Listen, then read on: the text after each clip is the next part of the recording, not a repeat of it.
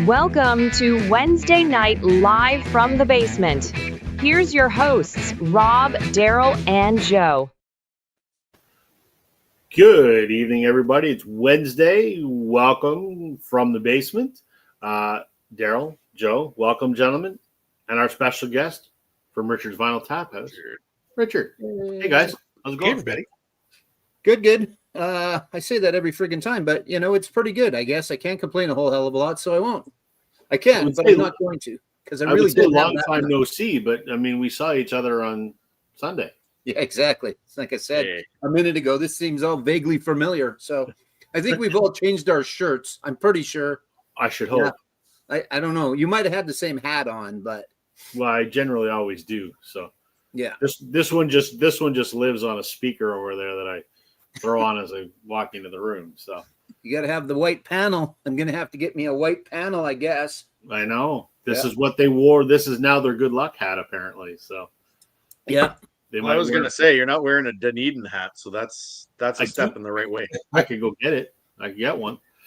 So Sunday, I think Sunday. No, Sunday. Saturday. I can't remember. No, it's Sunday. We were Chris Mann, speaking of the devil. Welcome, sir. Yep. We were all guests on Chris's Sunday afternoon or Sunday evening if you're in the UK show, and Chris was talking about albums that took us a spin or two to get into. And we were joking because Chris was late and we were all backstage waiting for him. We should do albums that we still can't get into. That is our topic for this evening. So, Scott, how you doing, man? Welcome. We're talking albums that we own and still can't get into this evening. So, what anything exciting to talk about? What's new in the world? Yeah, what I was going to say is I can't remember if it was Saturday or Sunday. I talked to friends of mine that ended up, they were in Toronto for the last game of the Boston series and the first game of the Tampa series. Had no idea that they were going. They've got these pictures and just had an unbelievably great time with everybody around. And I mean, obviously, the one game, not so much. Then it started. Well, actually, no, that's not true because they did. They won the last Boston game. They got the last Boston game and the first Tampa Bay game. So they had a pretty good weekend and a lot of fun. So yeah, looking forward to it. Kind of nice to see the Yankees last night. Load the bases, nobody out. Didn't score a run at the bottom of the ninth. That was good. I love it. Yeah. I get asked. I think they said that was the first time ever in Major League Baseball history that it ever happened in the playoffs. That's crazy. It's absolutely true. I've been asked a lot in the last week, as everyone knows I'm a baseball nut. Who do you want the Jays to play? I want the Jays to play Boston. We have the same record. We have the same regular season record against both teams, 8-5, I believe. So from that standpoint, all things are equal. I just really hate the Yankees. Yeah. And I really hate the Yankees fans that have been chirping for the last 4 days about Toronto got through on a technicality. Fuck you. No, we didn't. Because if you jackasses had got through by the same technicality, you wouldn't be complaining. So piss off, New York Yankees. I hope Boston kicks your ass. And I'd really like to do the Red Sox. And add to that, Ticketmaster has made it so that Canadians cannot buy tickets to go see the Jays play in New York. Yeah. If you want to buy them now, you can't because if you're calling from Canada, if you're trying to buy from a Canadian address or you're using whatever your Canadian account, you can't buy tickets. Yeah. But it's fine. If you want to go see them in Boston, it's fine. No problem. Yeah. So, screw the Yankees. I hope they get trounced right out of the first round, and I'd much rather play Boston. So. Yeah, the sooner the Yankees are out of it, the better off we all are, I think. So. I would agree. I would agree. Yeah. Chris is loving your camera angle, Joe. Yeah, something new. I had time today. I wasn't working today, so I thought I'd try something a little different. And yeah, I think it works. Other than you get the whole belly effect, but that's okay. You all knew it was there anyway, so why not? We all have them. So. Yeah, that's right. Yeah. Chris is saying he's never done a live stream where there's a light baseball game going on and he's trying to do a stream. Absolutely amazing, good live stream.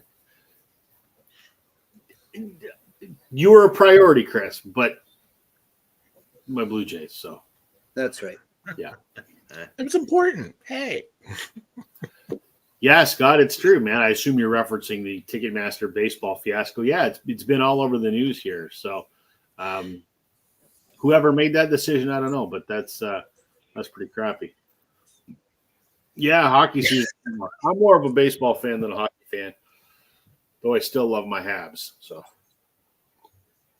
I know Daryl likes to make me laughs. So, I'm sure we'll argue. I do like to make me laugh. Actually, going back to your baseball thing, Florida Panthers did the same thing with Toronto last year in the playoffs. Did they? Wouldn't allow them to buy Leaf tickets either. That's ridiculous. Open it up to anybody. Like, yeah, that's shit. Why? I don't get why. That's I don't know. Makes no sense. And then you can put on dynamic pricing. Oh wait, never mind. Oh, your favorite. I mean, if the Buffalo Sabres did that every time the Leafs were in town, they'd be out of business now. Yeah. Yep. So I got to ask Joe, why Schrodinger? Did you get a cat and put it in a box or what? Well, based on my choices for this evening, that's why the name. So I'll explain when I go first. Yeah. Okay. So, yeah. And that's why. But yes, that's why. So. All right. Fair enough. Do we have any music news to talk about? Do you want to make since Chris is watching, do you want to make a documentary recommendation, Joe? I know it's only been a couple days, but I do. Yeah, but I watched one last night before, can't remember. There's a band out of Canada. Their name is Blue Rodeo. And I finally, because Joanne said, screw it, just watch it. I watched it, I think last night. I can't remember. So I wanted to save it for this conversation. So not that Chris needs to be recommended that one. And I don't think that he can watch it anyway, because he went to watch the one on CBC Docs on YouTube and he got the country thing. So he might be screwed on that one too. So, but yeah, very good. Very well done. I mean, if you know a little more, maybe not so much. I don't know. You've made that comment, I think, ish, right? Yes. I thought it was really well done. It was very enjoyable. My only complaint about it is they do a lot about the formation of the band, which makes sense. And they do a lot up to the end of 5 days in July. Yeah. And then they do nothing till Greg's hearing problem in 2015. Yeah, there's a gap, a fair gap, right? Jim was out on his own for a lot of that, maybe, but yeah. Almost 20-year gap there where they mentioned nothing. Yeah. And that's one thing. And then the Greg hearing thing is in the documentary blown massively out of proportion relative to what it actually was. Yeah. Yeah. So the filmmakers were trying to take that plot point and make it into sort of the climax of a story arc, essentially. So yeah, and it didn't need it. I mean, I didn't think it needed it. I just want to hear about the deal. It's part of the story. I get that, but trying to manipulate it into something more than whether you want to call that drama or something like that, or there has to be some animosity in this band because there really isn't any animosity in this band. So you have to come up with some, right? So I mean, there was animosity among other people that there are people that have been terminated from the band, and I won't speak on those issues because I've been asked not to, but relative to that, none whatsoever. And they tried to sort of almost villainize Greg a little bit, saying like, hey, you almost destroyed this band. Well, yeah, he had massive hearing problems, and the band was all for finding ways to work through that. And it was interesting when I watch it, as I've said before, because I was talking with Bob the entire time, and he is – I still have it on my phone. Basically his whole running commentary of what actually happened versus what's depicted in the movie. So it's heightened for dramatic effect. But that said, the gist of it is still, it makes sense, and it's a really well done movie. And I think it does a pretty good job of trying to paint a picture of why that band is important to a lot of people who are fans of the Canadian music scene. So yeah, and origin story is good. Yeah, it was just very well done. Very well done. So yeah, I enjoyed it. You and I'll talk privately. We'll discuss off share some of the dirt about the other stuff. Yeah, that's right. But no, I thought it was well done. So that's cool. Very cool. Yeah. What's Chris saying? Oasis announced next year they're returning to Britain, so I may have a chance to see them coming back to Canada. Well, gosh, I hope so. The other big Oasis news, not that anyone gives a shit, but I have been wanting this album for 20 years. It's impossible to find. They're reissuing the first Oasis live album, Familiar to Millions. I got up on Monday morning, and the announcement was on the internet, and I'm going, holy smoke. So that's coming back to vinyl for the first time since it was issued in like 2000. So that's kind of cool. I got it ordered. Good. Chris says, Joe, I saw that on the Fire Stick Fantastic documentary. Yeah, I think he tried to watch it just on YouTube and it wouldn't play Country in Great Britain. So, but that's good. I see Chris has a new logo there. That's very exciting. Looks very professionally done. I saw that. Yeah, that looks good. He's up in his game. He's listening to Springsteen's autobiography at the moment. So there you go. Well, let's. We're probably going to be long-winded, and I don't want to go too much past the 2-hour mark tonight. So we might as well get into this because I suspect we're going to have fun, and we're probably going to talk a lot. So Scott saying the Lilith Fair doc is great. Yeah, I've heard it is. I haven't watched it yet, but it is good. Yeah. So as I said, to recap, we're talking about albums that we have in our collection that we bought for one reason or another, with the full anticipation that they would be things that we would enjoy, and for one reason or another, we just can't get into them. I'm not saying we don't like them, but they're just like, yeah, that's not something that I has resonated with me. I didn't connect with it. However you interpret that. So, as we always do, our guest will go first. So, Richard, what's on your list, man? What's on my list? What's not on my list? Probably Yikes. more like it. Some of these are serious and some of them are very tongue-in-cheek. So I think, we'll start this on kind of, you'd expect that. So I'll preface, in the 70s, I was, with the start of my era into harder music like Kiss and all those good guitar rock bands. And Styx came into the fold somewhere along the line. And I loved The Grand Illusion, and I loved Pieces of Eight. I even loved Paradise Theater and their live album. Then came Kilroy. Yeah. And the world stopped. And to this day, you hear the stories and you hear the lore that, they ended up on the Monsters of Rock tour, or one of those touring huge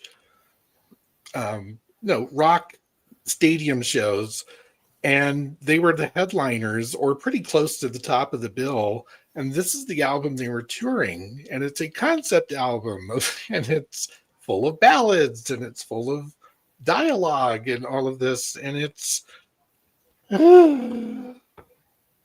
little bit cringe, is not even putting it mildly, but I'm not going to say what possessed him to do it. I know what happened. Dennis DeYoung was like, hey, I had this idea. Let's do this. And the band kind of rolled with it. And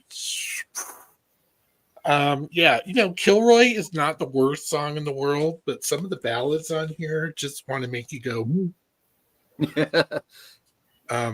unfortunately. Show me the way. Yeah. It's not, and it's like Rob said, these aren't necessarily bad albums. It's just, is this my favorite Styx album? Absolutely not. Is it an okay Styx album for what Styx was?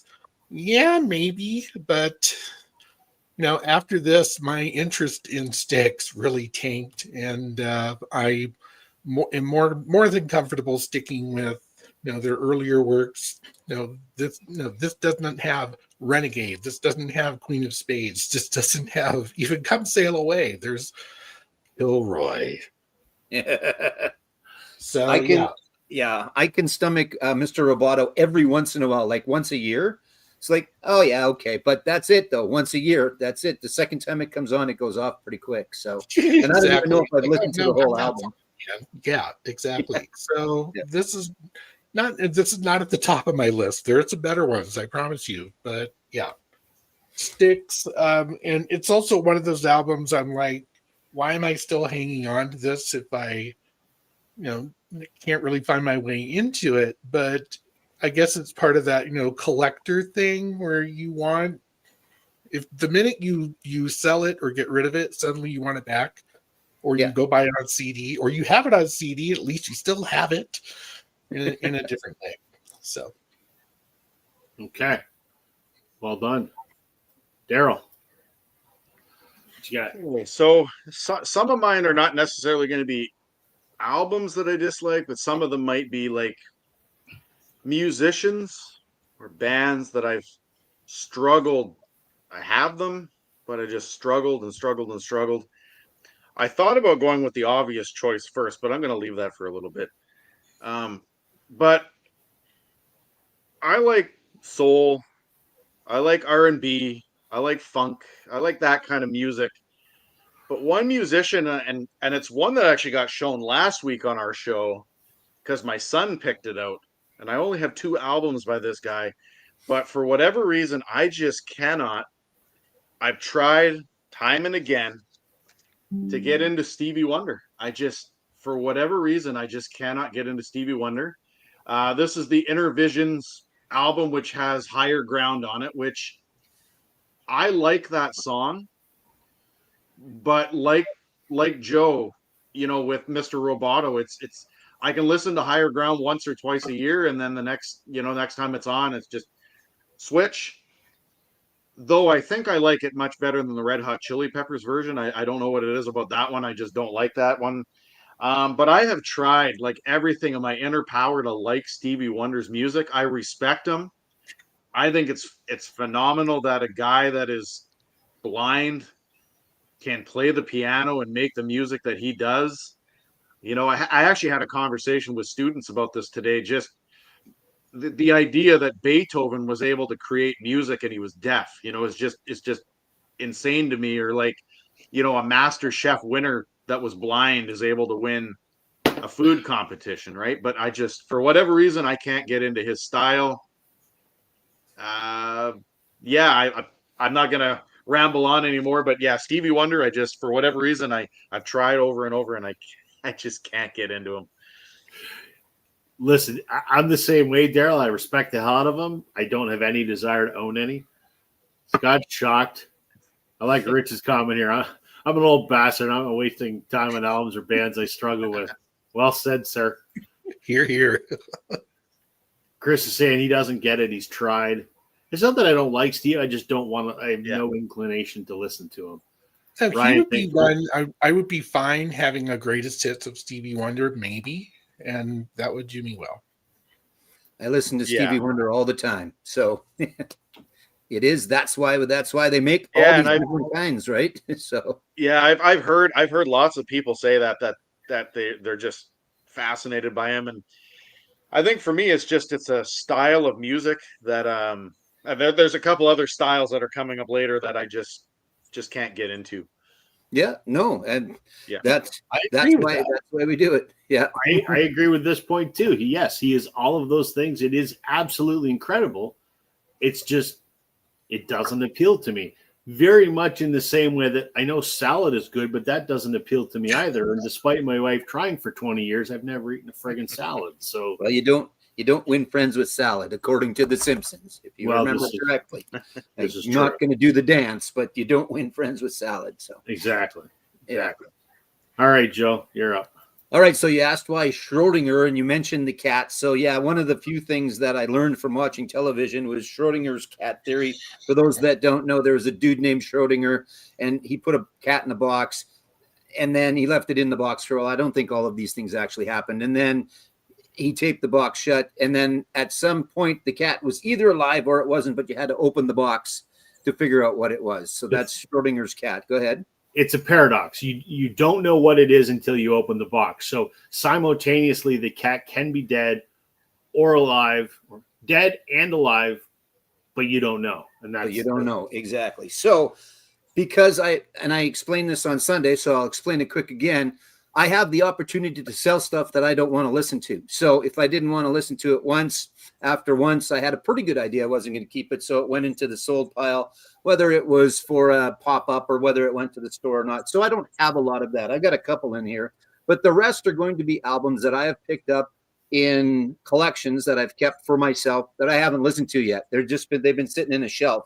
I got a shelf full of stuff. I have no idea. So maybe you guys will be familiar with some of them. Maybe someone in the comments will be familiar. So they're either good and I will like them, or they won't, or they aren't and I won't like them, or a combination of. So that's why Schrodinger. But to start off, I am going to start off with one that I definitely listened to once and will never listen to again.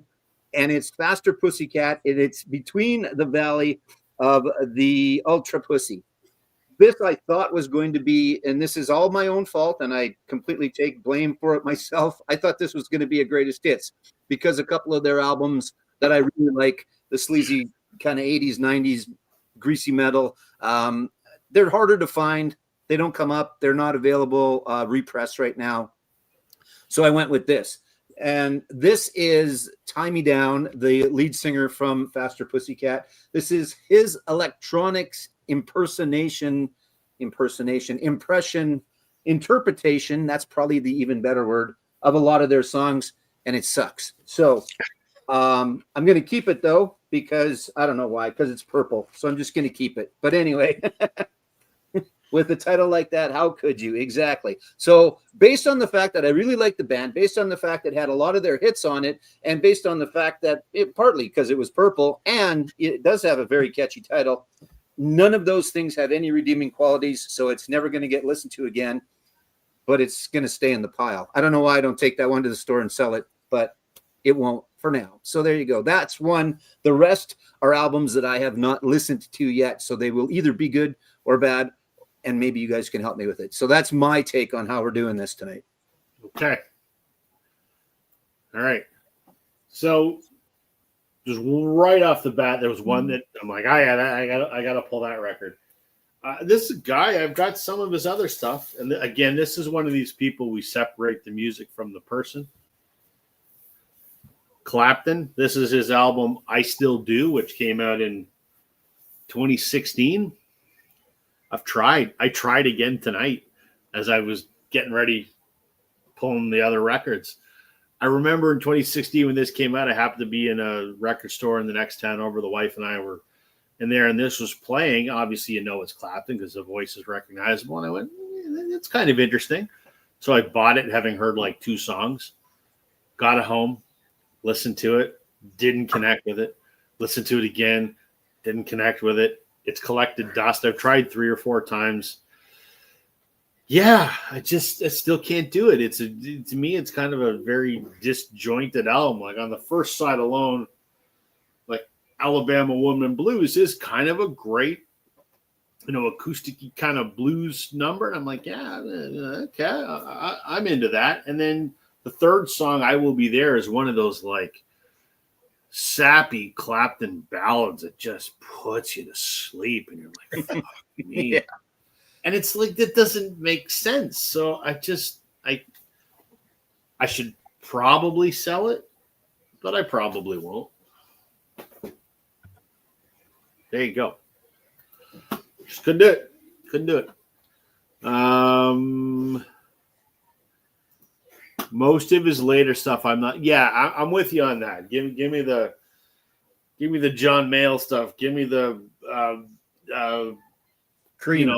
Derek and the Dominoes. Give me the 461 Ocean Boulevard. I'm all for that. And the Unplugged, I think, is great. But yeah, the later stuff just doesn't do it. I think we've talked about this before. Where after Tears in Heaven, I think it just. The crap hit the fan with him, and he's kind of just doing his own thing, whatever way he wants, and you either like it or you don't, for sure. This one I do have to find. I have it on CD. He did Riding with the King, which is the album with B.B. King. I have to get that on vinyl. I enjoy that, but yeah, a lot of the late stuff, I just doesn't do it for me. But when I heard this in the store, obviously it's 2 discs. I wasn't there for the whole thing, but the part that I heard, I'm like, oh, that sounds kind of good, but yeah, can't do it. All right, we'll go around again. Richard. All right, round 2. Kind of piggybacking a little bit off of Rob's with the whole idea of an artist's later albums can be challenging at times. I've been I was a huge REM fan most of their entire run, with some exceptions. And both of the ones I found, I only have on CD because I never bought them on vinyl. And it's, albums like Accelerate, which has some okay songs, and same with what is this one? Around the Sun.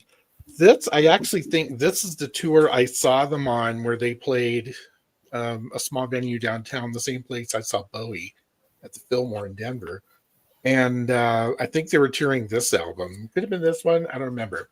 But there was just a point where REM started getting kind of obtuse and samey, and it just wasn't grabbing me at all. There weren't songs that I would, be compelled to go, oh, I'm going to play this again for this song or these three songs or something like that.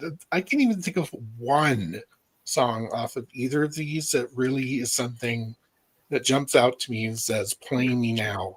So that's, and I just bought REM's later album Reveal, which is really good. So yeah, there are fillers, and even the one, Reveal was the one I showed today on my part 2 of September pickups, and it has Imitation of Life, which is great, and there's a couple of other songs that are really good, but these two just kind of flatline for me, and for whatever reason, and then they just called it quits. So, part of me is going, yeah, maybe that was a good idea. If that was kind of where the well was dry, time to move on, or whatever. But yeah, REM, late REM, early REM kicks ass. Love it. Great. Daryl. I think with the REM, like, what was it? Was it Drive? Is that the name of the album with Everybody Hurts on it? Automatic for the People, wasn't it? Oh, Automatic for the People. Yeah, I think after that one, I started finding it was hard to listen to REM. Yeah. All right. So if Sam was here, Sam might appreciate this particular one. Most people never heard of this guy. Sam's never heard of this guy, most likely, but it's kind of an Americana situation. So it's this artist. I think he was born and raised in Massachusetts, and then when he was in his 30s, he immigrated to Canada. Started performing music on the East Coast, and then even started his own record company called what is it called here? It's called Woodshed Records is what he started. I was at a thrift store one time. They're selling records for like 50 cents to $1, and I'm okay with blind buys regardless of if it's looks country or whatever it is. And I was just intrigued by the cover and stuff like that. So I've shown this before. There's an instrumental song on it that I like. I have tried over and over. This is like Canada's version of Americana type country music. It's called Redbird Country by a guy named Dave Essig. And it's kind of like that twangy Americana voice sound. I don't want to call it country and western because it's not country and western, but it's storytelling. But I just can't for the life of me get into this record. I have tried over and over. I like the instrumentals that are on it. His guitar playing is really good. But, really cool looking. Like I said, it's got a really cool looking picture on it and stuff like that. That's why I was intrigued by this one when I picked it up. But other than that, and of course there's a graveyard on it. I don't know. But that's him there. But that's I mean, not exactly the most well-known Canadian American import that we've ever had. And I've tried over and over. I've tried with the country and western stuff. I can handle some of it, but that's about as far as I can go with that one.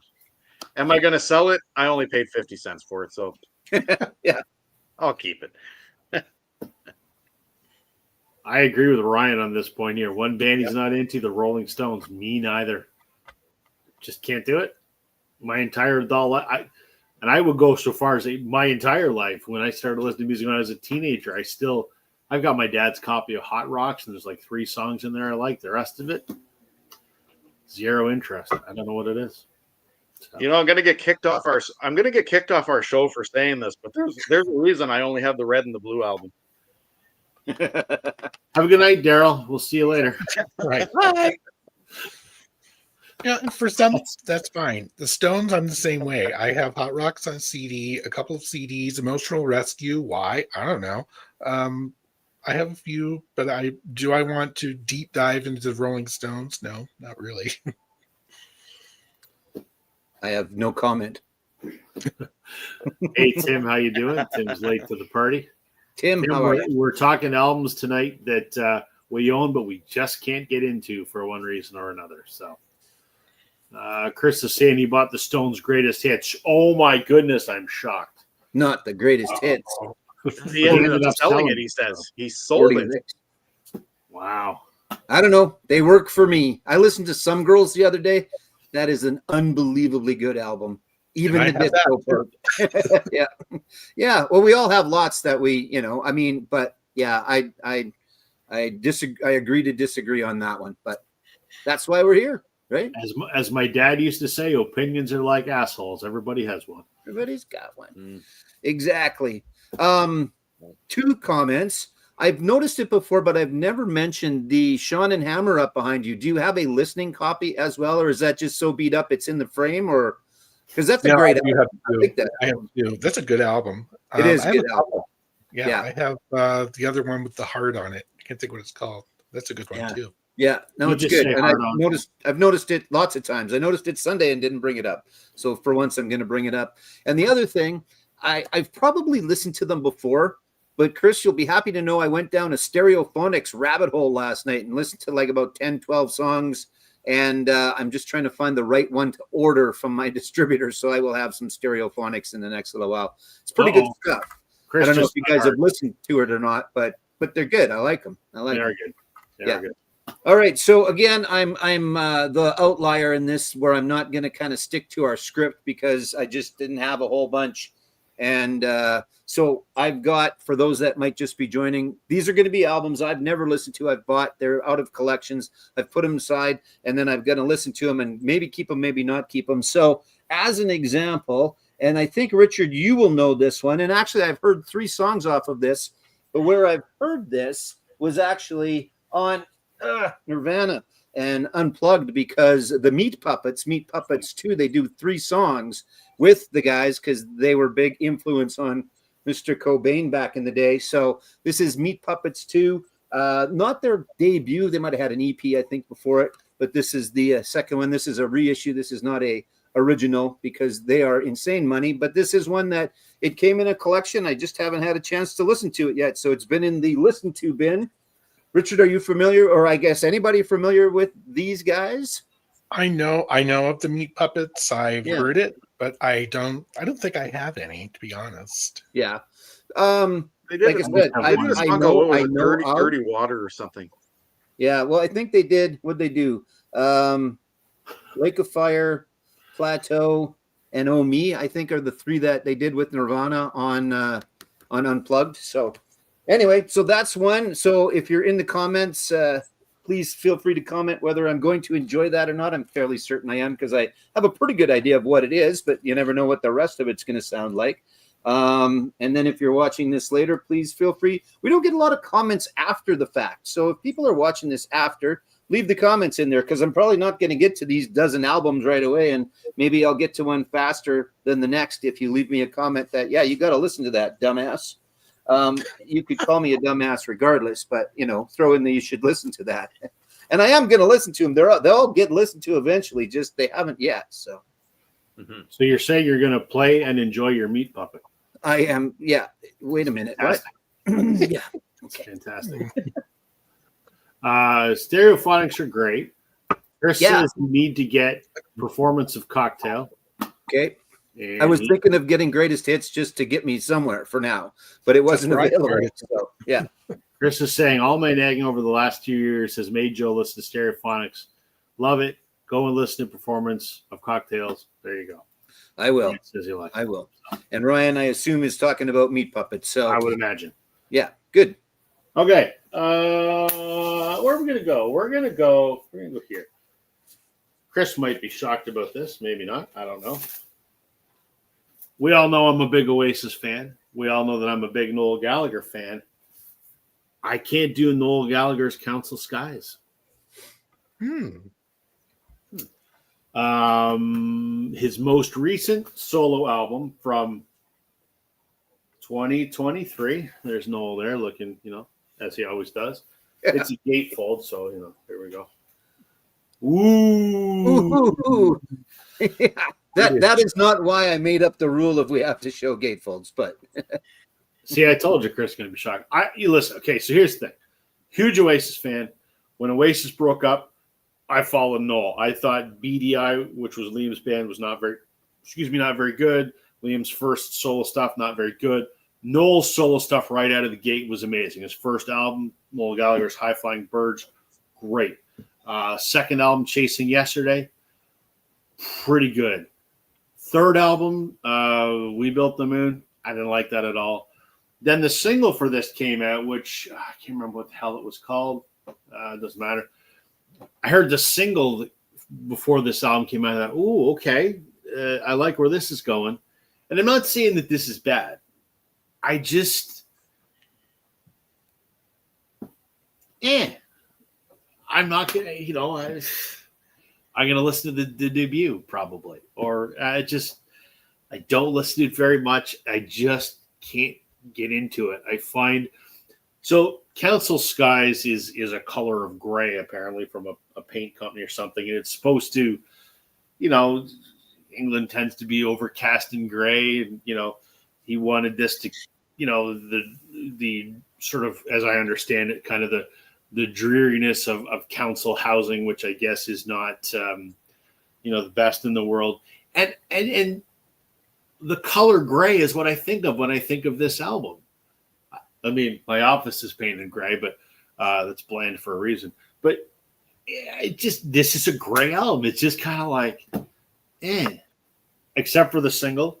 I find it just doesn't, there's no excitement to it for me. So I really want to like it because I love Noel Gallagher.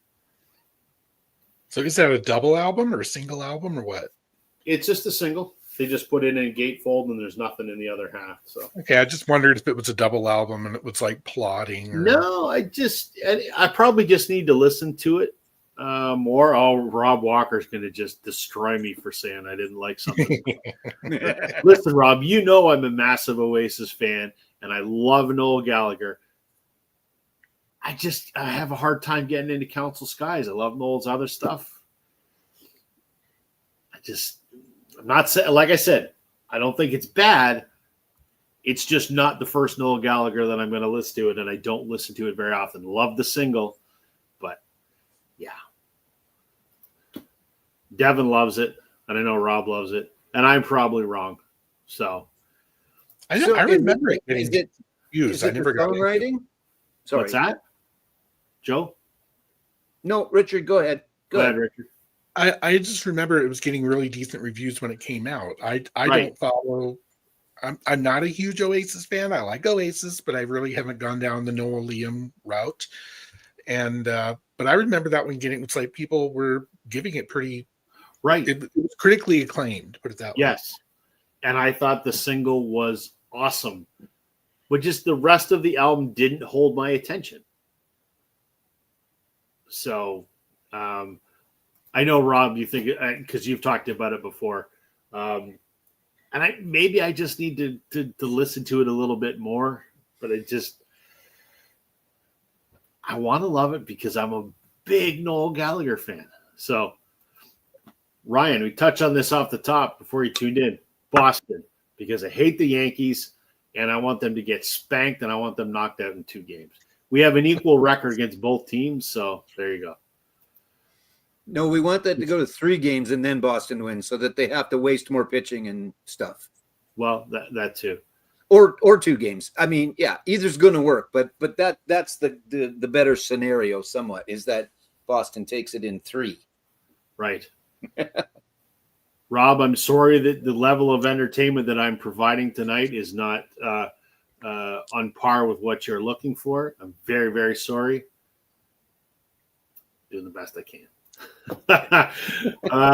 Dare to be wrong, Rob. One's position is one's own position. Exactly. Screw you, Rob Walker. I don't need your approval. I'm kidding, of course. I love Rob. He and I have done a bunch of stuff together. It's all cool. Rob versus Rob. Ugh. Oh, I'd lose. Fuck. He's a scrappy guy for Manchester. Kick my ass. That's right. Even though he's old. Younger than me, though, right? I think younger than me and Richard, but he's old. Is that what you're saying? Or Well, let's move on now. I think it's Richard. I think it's Daryl's turn. Yeah, that's right. Yeah. That's Richard. It's my turn. All right. I have huge respect for this guy. He was a member of the Beatles. I said was in the past tense because he's no longer with us. His wife caused considerable controversy within the band, and the lore is real. I like parts of this album. Which parts do you think I like the most? I know. I'll call on I know you Joe. like the Yoko parts. Answer those. Yeah. Every second song, you like, or the first song, and then every second song, right? Yeah. Ding, ding, ding, ding, ding, ding. This is one of those albums that I even remember when I bought this. I wanted to like this a lot. There are actually some of the Yoko songs I can handle. It's okay, but to sit and listen to the whole thing in one go is a chore. So this is one of those albums that when CDs came out, I wanted on CD so I could program it to play all the Lennon tunes and maybe the one or two Yoko songs I could handle. Because otherwise, this is a tricky listen. It's a good album. This is, I'm going to put this in the level of classic Lennon albums. And Milk and Honey is, I think there are parts of Milk and Honey I like better than this.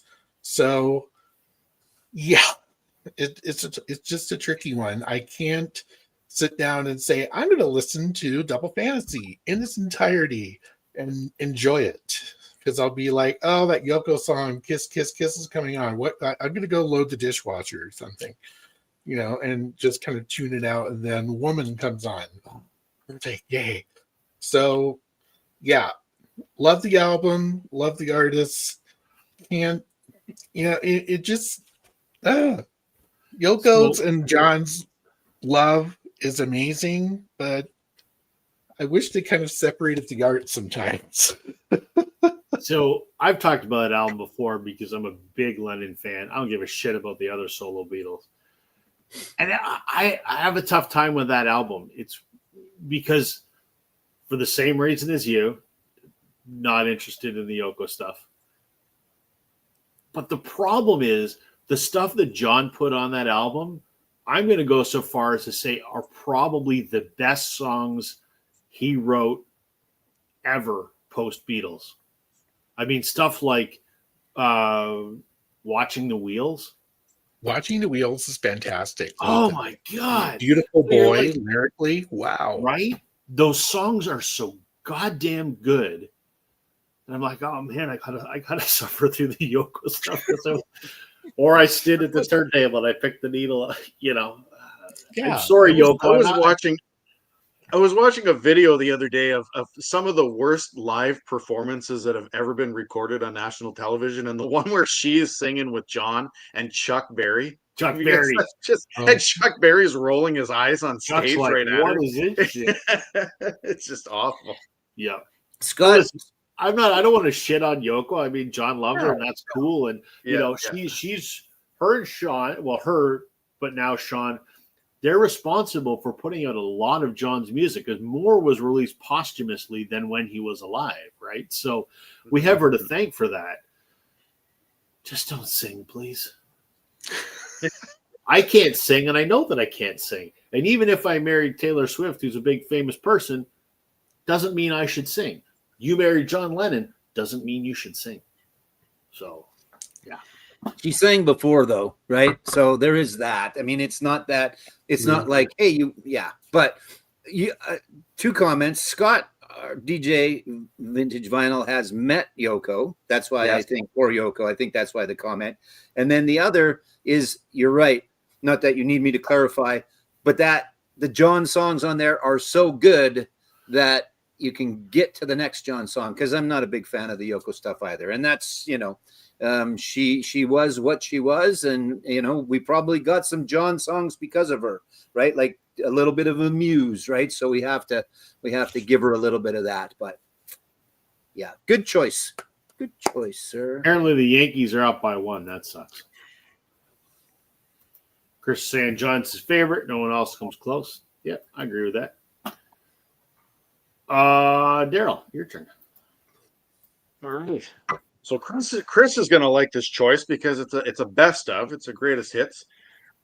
Rob, not so much. Now, speaking of classics, and speaking of bands that I've talked about ad nauseum that I don't like, and I've really just got to sit down and try to listen to them again. Let's travel to Sweden. We're going to go with ABBA. Wow. Yeah. I just cannot. I don't know what it is. I can't do this one, and I have the Voulez-Vous one. I just got to sit down and listen to them again, I guess, maybe one of these days. ABBA to me is kind of like everybody likes Boney M too, and they kind of like fall for me in the same, like, I just don't know what it is. I don't know what draws people to them. I even did a review of a Boney M record one time because I was dared to, because I lost a bet early on in my YouTube career. But I don't know what it is with these guys. And I never learned from it. The first CD I ever bought with my own money was Ace of Base. I just never learned from it. Not to say that Ace of Base and ABBA are the same. It's just a very similar vibe. Hold on. Please hold. Wait a minute. Hold on. Wait a minute. You're okay buying an Ace of Base CD, but you don't like ABBA? Fuck. That doesn't make And you sense. want to know? You know what? If I still had my jewel case, I would have shown Ace of Base before I showed ABBA, because I've only listened to it once. So It was all the rage in the early '90s, Rob. We remember that. Oh, I remember. It doesn't mean I like it. I'm not going to listen to Tub Thumping by Chumbawamba either. oh, that's a great song. No. Don't you say bad things about Tub Thumping. I'll get knocked down, but I'll get up If I get up again, you're never good. Let's go, Richard. I get knocked. No, never mind. If there's any Tub Thumping at Joe's house, he's playing with the meat puppet. That's right. Had to put a new shower in yesterday. Anyway. The ABBA documentary on Netflix actually is very good. I agree. It is good. Yes. I think it's just a case. I think with ABBA, it's just a case. I've got to sit down and just listen to them again. Maybe I'll get it if I do. You know what? They're not everyone's cup of tea, right? I mean, I look at it. Everyone thinks Dancing Queen. I fucking hate Dancing Queen. I like Dancing Queen like Joe likes Summer of '69. If I love ABBA, I have almost all that. If I never hear Dancing Queen again, that'll be fine. I can put that aside and go, they have some other, like Bjorn and Benny wrote some of the most perfect pop songs of that era. You know, they almost did like that Phil Spector Wall of Sound type of production. They wouldn't double track the vocals. They would 5 and 6 track the vocals so that the vocals of the two girls just like punched you in the face. The production was incredible. The songwriting was more sophisticated than the bubblegum pop that it produced, if that makes sense. Mm-hmm. You get What's funny is I actually like Frida's solo album from the '80s. I don't mind that. Yeah. So it's kind of funny. I don't like the band, but they're also, you know, you see them on stage playing, you know, weird shaped guitars and get the stupid leotards and all that shit on. I don't think about that. I just listen to them, and I love it. I think they're some of the best pop songs ever produced, even to this day. But I don't know. They're the only band on YouTube. They're the only band that is a palindrome that also had a hit song that is also a palindrome with SOS. Oh, SOS, yes. and the song Mamma Mia displaced another song at #1 that had the lyric Mamma Mia in it. Does anybody know that one? Bohemian Rhapsody. So Mamma Mia took over for Bohemian Rhapsody. Mamma Mia, Mamma Mia. That's twice now I've sang this evening, so that's probably enough of that shit. The viewer count dropped. There we So go. there you go. There's your trivia for this evening. Scott had figured it out. There you go. Attaboy, Scott. Okay, go. All right, me. So, Alex, I don't know if you're still here, Beer and Vinyl, because these guys are progressive is about all that I know. So, again, for those new to the game, I'm not doing songs I don't or albums that I don't like. I'm doing albums I haven't listened to yet, so I might like them, I might not like them. This band is called Pallas, Pallas, and the album is called The Sentinel. This might have been worth it just for the cover alone because it's pretty damn fantastic, but it is much like a lot of progressive albums. I got a new light going on. I know I got a whole new setup going here, but some pretty cool artwork on this one. Again, I don't know if anybody else is familiar. Maybe Mr. Walker, who's still here, maybe he's familiar with the band Pallas, but it's one that came in a collection. I haven't listened to it yet. So let me know. If you know, let me know. Alice, who the fuck is Alice? I know that one. That's Smokey. That's completely different than Pallas. But so there you go. That's the next one that I have to listen to, which will either be good or not good, or maybe a combination of both. And then if I don't like it, I just sell it. That's why I'm not participating with the normal rules this evening, because I just sell the stuff that I don't want to listen to, or I take it to the shop now anyway. Sorry, Joe, I missed that one. I had to go deal with something. That's right. The band is called Pallas. The album is called The Sentinel, and all I really know is that I believe they are progressive rock, but the cover's fairly cool. So it's got a lot of that, that prog rocky kind of cover stuff. So it's pretty cool. I'm interested to hear it. Eyes in the Night, Cut and Run, Rise and Fall. So yeah, there you go. Rob says he doesn't know them. Doesn't know them. Kate, I thought, and I wasn't sure if Alex was still here or not, because he's a proggy kind of guy as well. He is. So. He's the proggy guy. Okay. This is one I picked up on a whim.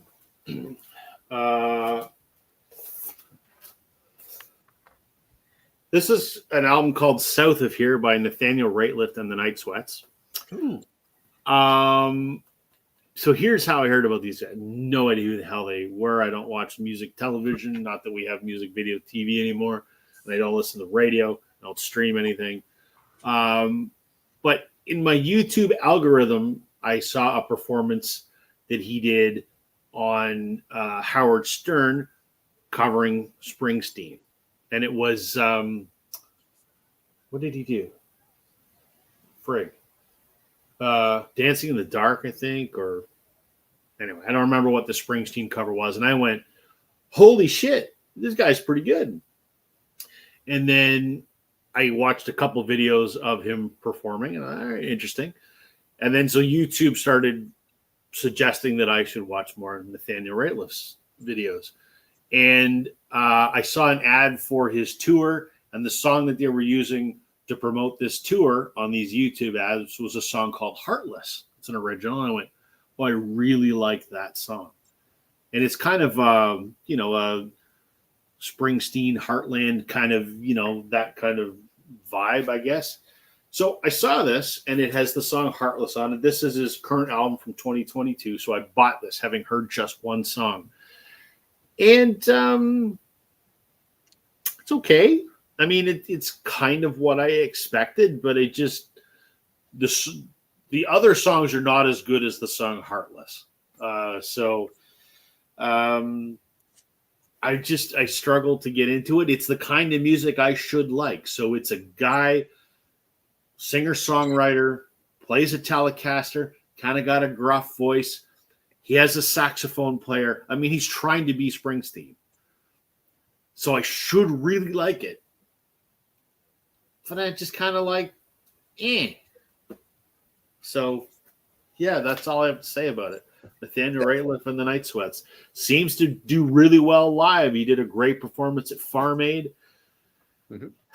Yeah, so that's the only one I don't have. I have all of his other ones, and he is unbelievably great live, and his band is phenomenal. So I would recommend that if you run across, I think as Scott said, if you run across older, although I haven't listened to that album, and Son of a Bitch got the hell played out of it. And it's a good song, but it's not very indicative. But what really did it for me was seeing him live, because he is phenomenal live and sounds very good, an unbelievably good band.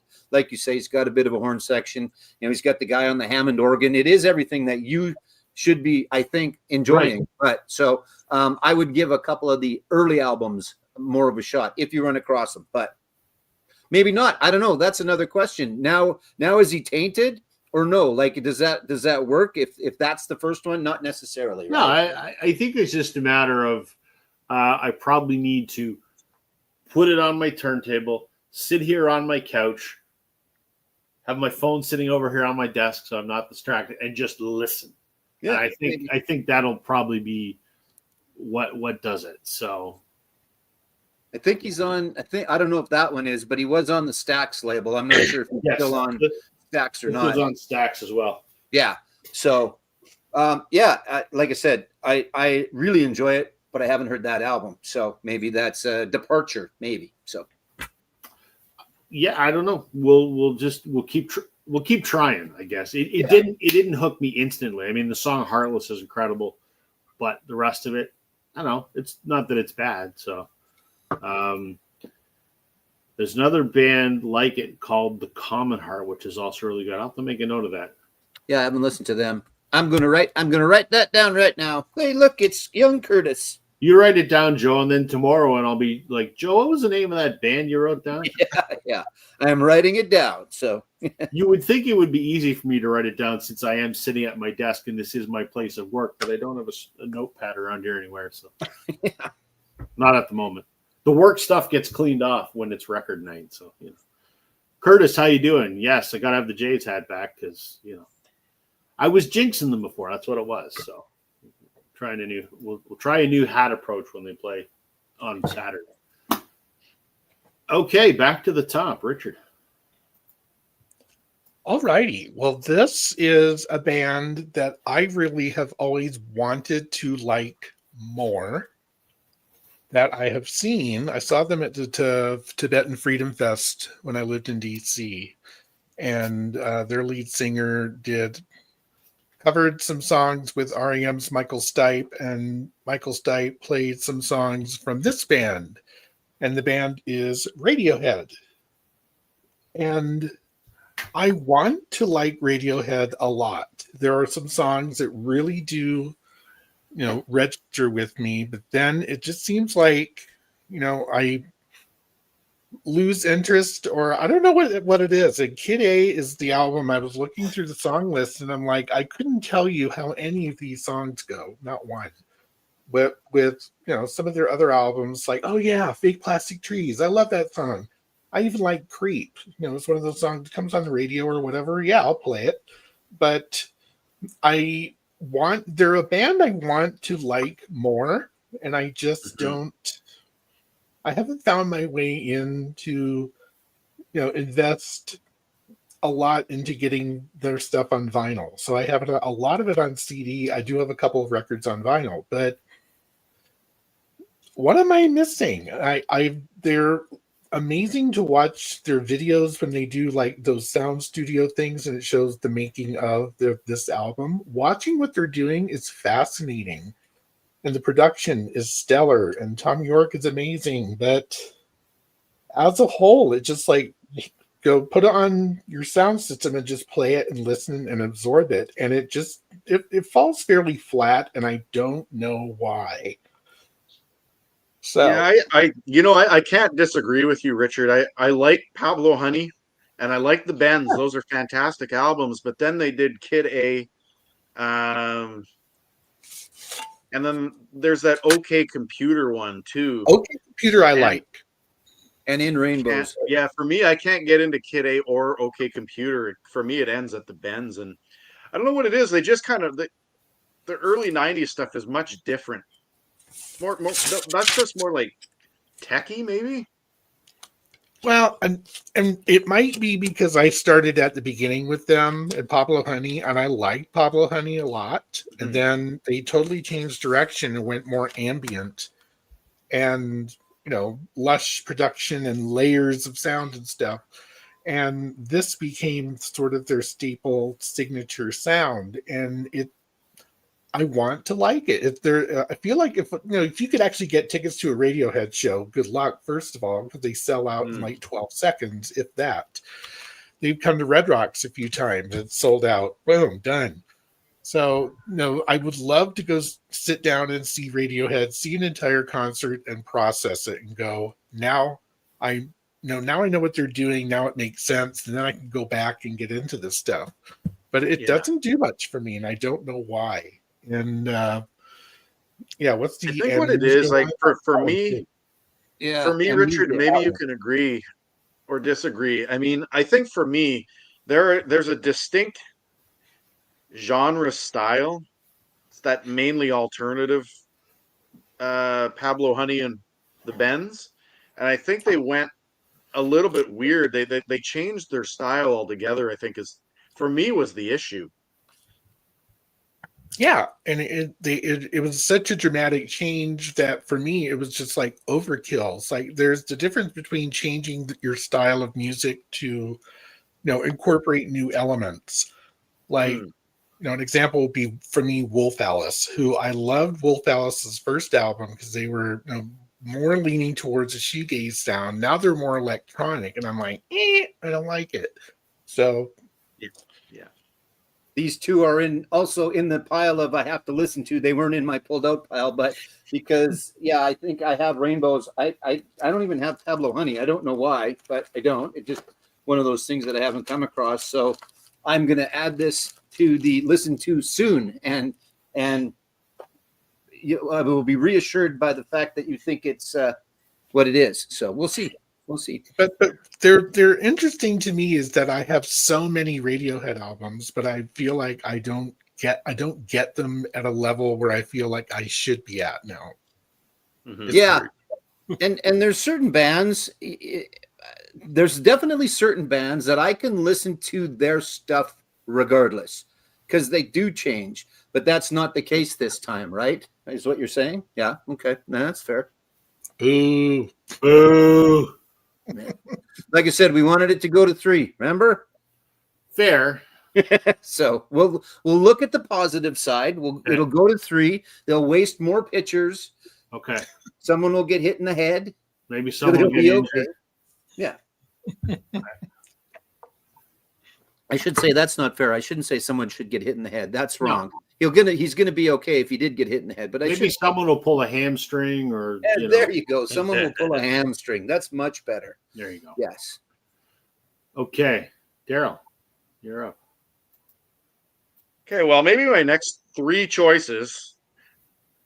Rest in peace, my grandfather. So these were all inherited when my grandpa passed away. These next 3, I'm not going to do a threefer. I almost said threesome. Not going to do that.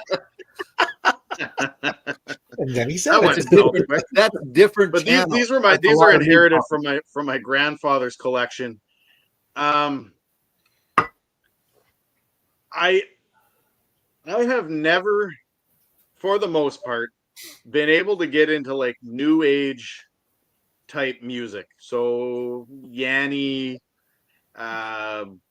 Anya, those types of things. But Joe, you've mentioned this many times that when you were growing up, you basically just listened to what your grandparents listened to, and it was a very distinct style of music. There are 3 different genres here, and I'll explain them. But this one here is like the new age. I think my grandfather must have been at Zeller's when he bought this. I don't know type music. Does anybody here enjoy the panpipes? Zamfir, the pan flute? Here we go. Zamfir. No, I just cannot get into the Zamfir. This has the Lonely Shepherd, and this is all covers. It's got The Lonely Shepherd, which was written by James Last. It's got The Rose on it, which was better done by Bette Midler. It has theme from Summer of 42 and theme from Limelight. Joe was hoping it was Summer of 69. I just, for whatever reason, I have this. Before the show, I even listened to this again. I tried to listen to it. I got through 2 songs and went, I don't understand what you were thinking, Papa. I don't get why you were listening to this when I was a kid. So yeah, it's the music you listen to when you're queued up at the supermarket. Did you feel zen afterwards? Like Like it I cleansed felt- your chakra or something? I felt lost. I felt like I don't know why I'm listening to this. Yeah, But it was inherited, and I don't know what it is. I just feel like I can't. You could find this probably at any Value Village on the planet, and I just yeah, can't part with my grandpa's stuff. I don't know what it is. that's good. No, that's a good thing. I get it. Yeah. And so there's two more I'm going to show coming up, and then it's kind of the same thing. Okay. There's a time and place for certain music, right? Polka music. If you're at a wedding, you got a little bit of a glow on. There's a time for polka music. I honestly can say there is spoiler alert, Joe. In 2 picks, you're going to see some polka. That's fair. It better be Walter Ostanek. Yeah, that's right. No, it's not. Oh, Yosh and Stan, the Polka Kings. You might even like the cover of the one I'm going to show. Who the knows? Schmengies. But where I was going is I cannot honestly think of, except maybe if that was my grandfather's music and he wanted it played at his funeral. Then there is a time and place for that music. But other than that, like I said, polka's got its place. The James Last and that kind of stuff got its place a little bit. Nana Muscuri's got its place. I cannot find a place for pan flute. I can't. And you know what? My next pick is not that far off of the pan flute, I don't think. And the only reason that I kept this and didn't sell it is because we live on Flamingo Crescent. And Daryl, you've seen this one before, lots. But I haven't ever listened to this album. I've heard Sailing, which is on the first one. And I don't even know if there's hits on this one, to be honest. But this is, Mr. Christopher Cross and the Pink Flamingo album. I'm not sure who the hell went, we should have a symbol. Okay, well, let's go with the Pink Flamingo. Okay, that makes sense. I never really understood that. But anyway, so this is one that I haven't listened to. Should I listen to it? I have a pretty darn good idea of what I'm going to get listening to this, but I don't know. It's Joe's or Rob's favorite genre of music, yacht rock. frig. Sail on, Captain. Aye, aye, Captain. Anyway, that's in the pile of things to listen to, but it's kind of at the back of the pile. Is that the same? That's the same album that I have, or is that a different one? I like mine is a green cover with a flamingo in the middle. Yeah, that's the first. That's the first one, and then this was the second one. So that's the second one, or possibly second and third or whatever. But no, you have a completely different one, and I have that too. It's over there again, only just because of the flamingo aspect. And Sailing, Sailing. There's another example. Sailing has a time and a place. It's about a minute once every second year, but it's got a time and a place. Still no pan flute though. No pan flute. All right. Rob, Wow. you're up. I don't know how I follow that. Okay, so Easily. Good luck. this is a band that Richard and I are both massive fans of. So I'm curious Richard's thoughts on this album. This is the one and only album by this band I do not get. Okay. U2 Zooropa. So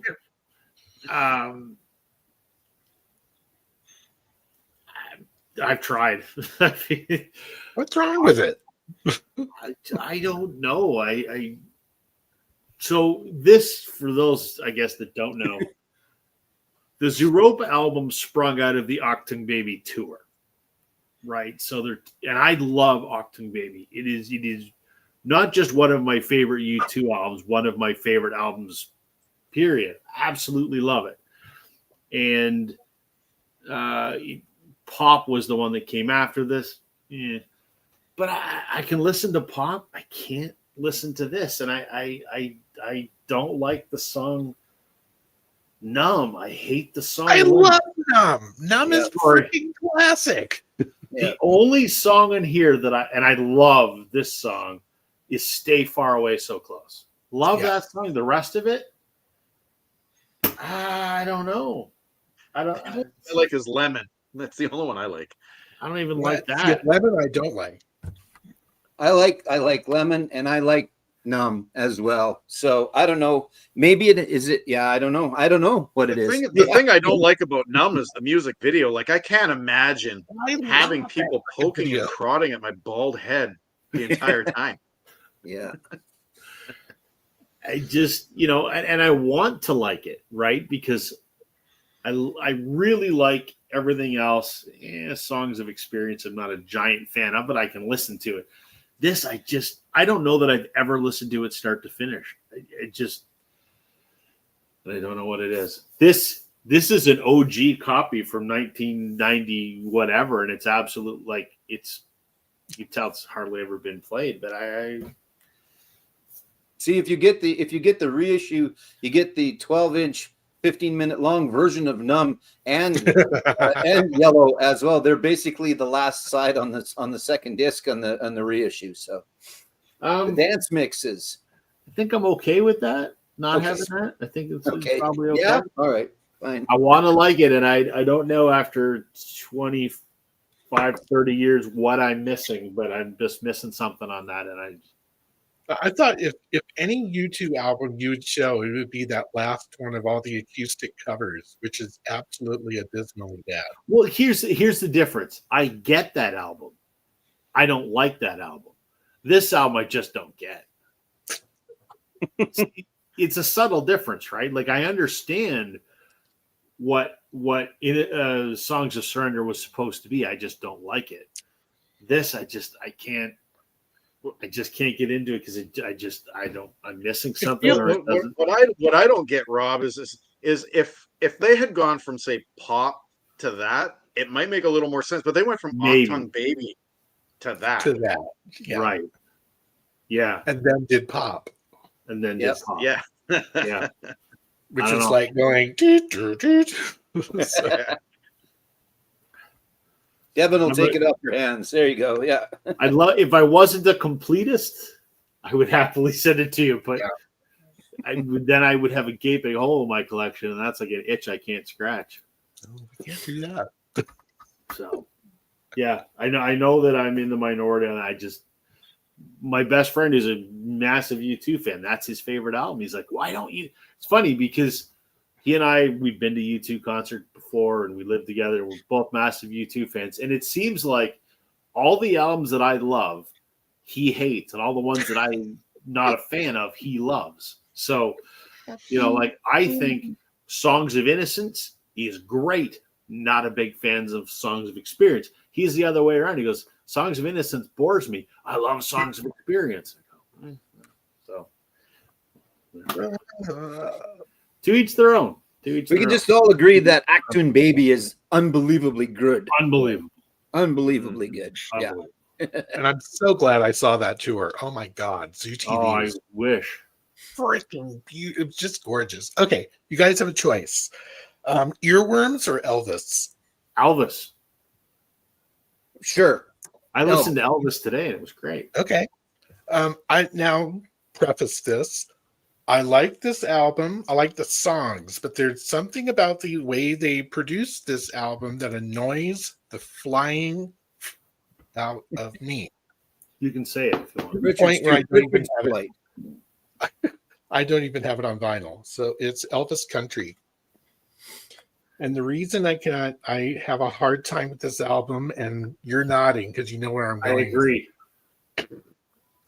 Between every single song, there's this little excerpt of Elvis singing "I Was Born 10,000 Years Ago" after every single song.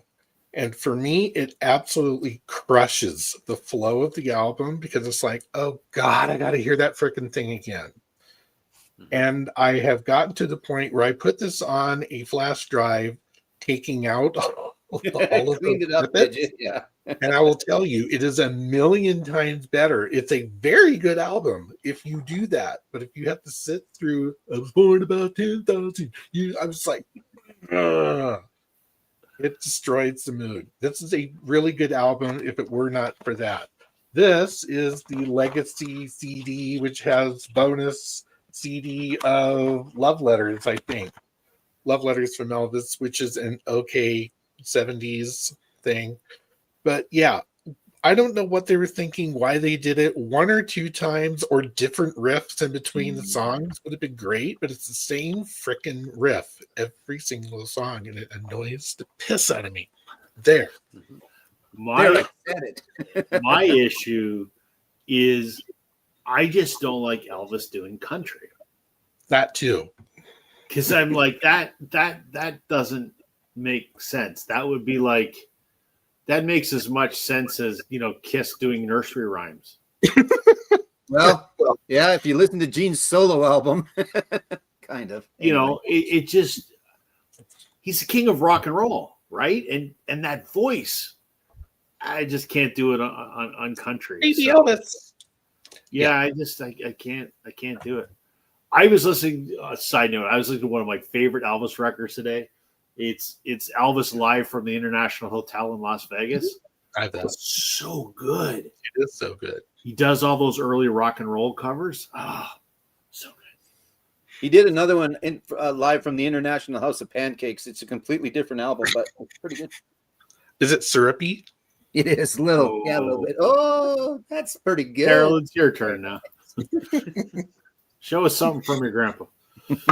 All right, so we're going to show something from my grandpa. Now, I know that my grandfather got this when he was stationed in Germany. My grandpa was stationed in the military in the late 60s in Germany. Now, this artist here, he was and might still be a Dutch legend.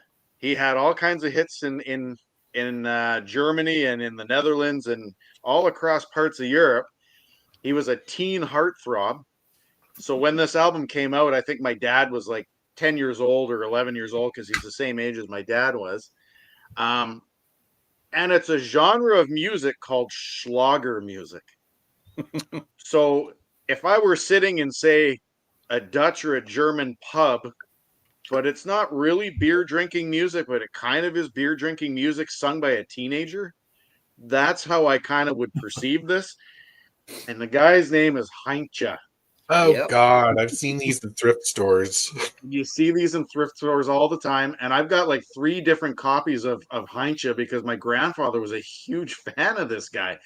And I remember my grandpa singing it and playing it. And I always thought when I was a kid, my grandfather was like the coolest thing since sliced bread, singing at the top of his lungs to this kind of music.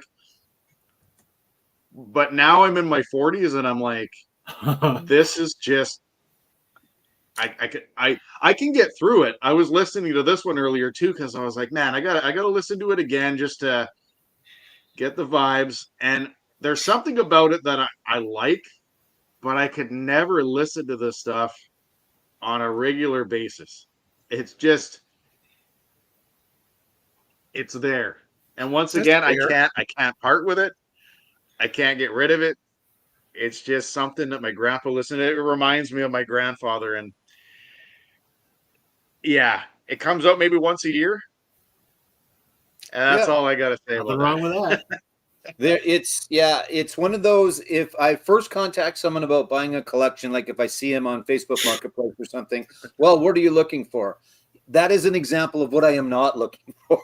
That's one of the ones I use.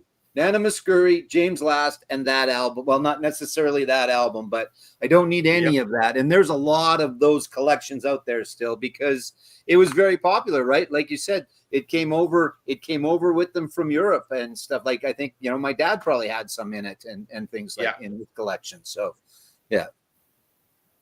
Fun. All right, Joe. All right, I'm next. I am gonna go with again. I think I'm going to show a couple because they're in. This was a pretty good collection. And I'm not sure exactly why I haven't got to it yet because I do have a pretty good idea of what I'm going to get with the Distillers. So punk, female fronted. This is the first album, the second album, the Distillers, which is just self-titled, and then Sing Sing, Death House. Fun. Good, party music, I guess. Not really. I guess it depends on your party. But so I'm not sure who's left in our chat and who's here live. But your thoughts on the Distillers? Like I said, I'm fairly certain I know what I'm going to get. The young lady that was the lead singer, she married the dude from Rancid, who I really like. Not that her marrying the dude from Rancid guarantees anything what this album's going to sound like, because Courtney Love married Kurt Cobain. But anyway, I digress about that. But anyway, so these two are in the pile of things I have to listen to. The Distillers, their first self-titled, and then I'm fairly certain that this was the second one, and a little punky. So should be good. Should be good. But there you go. So that's my next selection. It has nothing to do with Christopher Cross in any way, shape, or form. In fact, I think if I probably put these together, Christopher Cross album will start to run away, I'm afraid.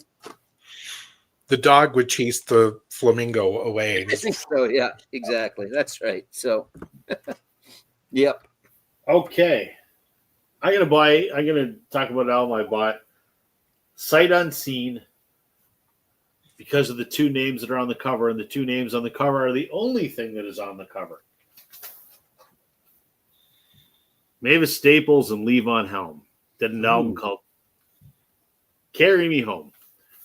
2022. Obviously, Levon was dead by that time. I don't know when this was recorded.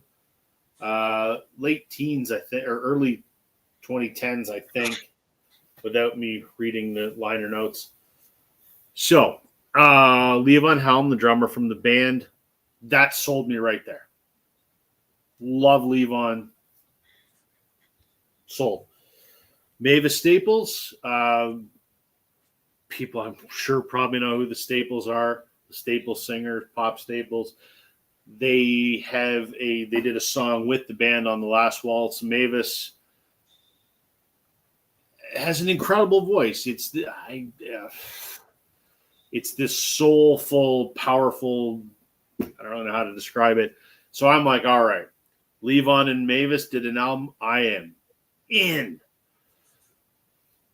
It's good, but it's a little misleading. It is not a Levon Helm and Mavis Staples album. It is a Mavis Staples album that Levon plays drums on. Oh. Levon doesn't sing at all. Now, Levon had throat cancer, but he after he recovered as much as he did, still put out albums, still sang. So he could still sing. He doesn't sing on this. He just plays drums. If it didn't have his name on here, you would not know he was on this record. I think she put it out as a tribute to him, after he passed away, because, they were good friends and done a lot together musically. So I think that's maybe what kind of as a tribute to their friendship, and it was the last work they did together. But it's not a Levon and Mavis album. I had pictured an album where Mavis sings a song and then Levon does, one of those kind of rootsy Arkansas, songs that he is known for, right? That's what I was expecting, and that's not what it was. Yes, Scott, he was sick. You're right. It was during his throat cancer thing. So it wasn't, quite what I had hoped. Is it bad? No, it's still really good. Mavis Staples is amazing, but it's just not quite what I had hoped it would be. Can I get rid of it? No, I can't, because I'm such a massive fan of Levon and the band, and I don't want to get rid of it, but it's not what I had hoped it would be. We got to show the gatefold. There's Levon's drum set, and there's Levon and Mavis giving each other a hug. So I didn't know that, Scott. Scott's saying that there was a documentary connected to it. So I may have to check that out. So yeah, I have to look for that. Sounded like it was right up my alley, but it wasn't quite. It was low and outside. Just missed the strike zone. We'll go around again. Richard. For some reason, I was so immersed in listening to you. I was like, oh, yeah, I'm usually like one step ahead. I'm next. Oh, shit. That's the first time anyone's been immersed in listening to me talk. So yeah, well. I'm flattered. We are hung on every word you say, my friend. I'm going to hang yourself because I'm talking. I'm going to probably offend John here. Uh-oh. Uh-oh. Just don't say the name of the artist, and John won't show. But if you say it, he'll show. Unfortunately, I have to. So because and we also know that the minute you say his name, he will pop up in the chat. Yeah, I give it 60 seconds. Okay, we'll time him because this is Billy Joel. There, time it. Let's see if it takes 60 seconds or less. I love Billy Joel's earlier stuff all the way up through, The Stranger and I got into Billy Joel from the single Only the Good Die Young. I loved that song as a kid and was like, cool, I'll buy some Billy Joel albums. Glass Houses is a classic. Iron is it Iron Curtain? Yes. Yeah. No, Nylon. Nylon Curtain? Curtain. That Nylon one. Thank you. Curtain. It's like Iron Curtain is something else. Yeah. That was where I kind of went, okay, is there anything else? And I remember the singles that were coming out of the Billy Joel camp after Nylon Curtain, which I really liked as an album. But then it was stuff like Uptown Girl. And so it's albums like An Innocent Man did absolutely nothing for me, because it seems to me that this is Billy Joel looking back on his like doo-wop interest and roots or something, because all of these have these sort of poppy flavored, and it's 100%, a little bit, it's a little bit too happy pappy for me, and I'm just kind of going, yeah, this is not the Billy Joel. I like grittier Billy Joel, the more angry Billy Joel. So albums like this and this one, just the bridge, and I just kind of went, yeah, I think my days of buying Billy Joel records are over. Why do I still have these? Because I guess they kind of belong in the collection, and it reminds me that, oh yeah, there's like that one song or this one song, and you want to hear them sometimes, so you have them. But now with streaming and whatnot, I could just go, oh, I want to hear Uptown Girl, boop, and you have it. So I think Music Talk actually said that The Bridge was one of his least favorite Billy Joel albums, I think. I think he said that before. So. Yeah. I haven't played this in how many years? I couldn't even tell you what it sounds like. This one I played the other day, and I was just kind of going, I would rather hear the Nylon Curtain, quite honest. But again, I like Billy Joel. It just seems there's that progression where it's like they were big, they were huge, they started, I'm not going to say they got bored and they kind of changed the direction of where they were going. It just wasn't a direction that registered for me.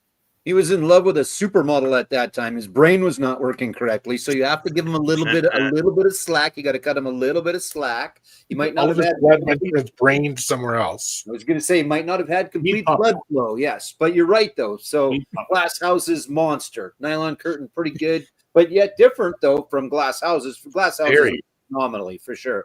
But then it continued to change. But so if I had to pick my least favorite, it would probably be An Innocent Man. Again, not that I like the doo-wop stuff and I like all of that, but it wasn't not my Billy Joel, I guess we'll call it. Maybe. That's the way to put it. It's not and it's not what I want to hear Billy Joel do. Yeah, that's fair. That's fair. He should have done more Glass House stuff, more power poppy stuff. He was phenomenal. It's not a horrible album, but I am tired of Uptown Girl. That would be on my list if I never need to hear it again, for sure. So yeah. All right, let's polka.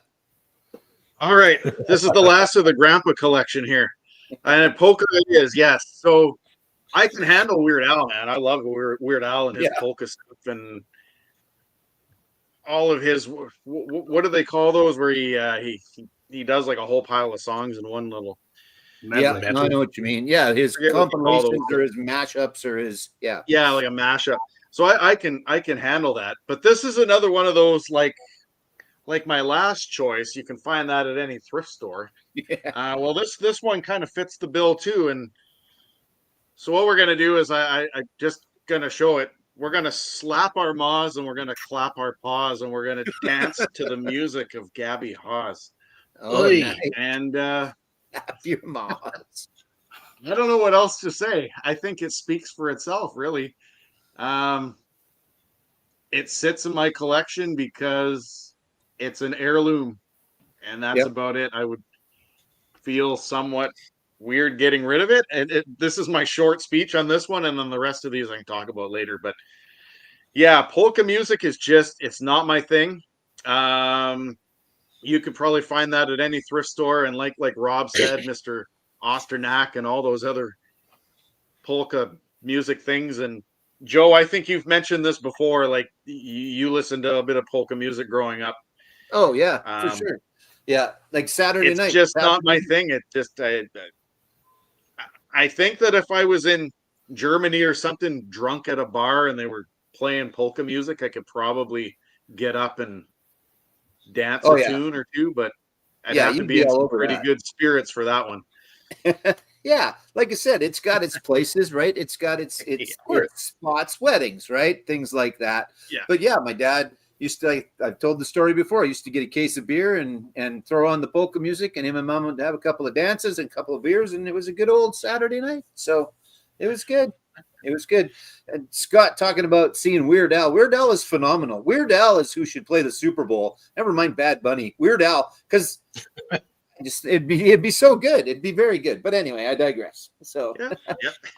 all right. Me back to things I haven't listened to yet, but I'm going to.